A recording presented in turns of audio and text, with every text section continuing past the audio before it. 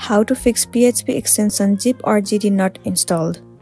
So what you want to do is verifying the extension is installed or not. In order to do so, create a new file in the root directory with an extension PHP.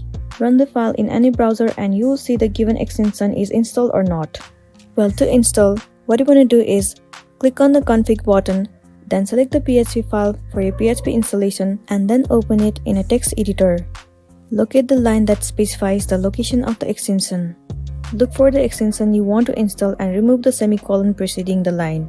For example, if you want to install an XAMPP extension, remove the semicolon of the following line and save the file. Now head over to PHP folder and then head over to ext folder and then locate the DLL file of the extension you want to install. Now copy the DLL file and paste it in the following folder. Once it has been done, now what you want to do is simply restart the XAMPP to see the effects. This should definitely fix the issue that you have been facing. So that's it, and this is simply how you can fix PHP extension zip and GD not installed.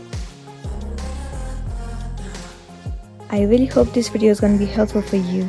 If it does, please make sure to like and subscribe to our channel. And thank you for watching it till the end.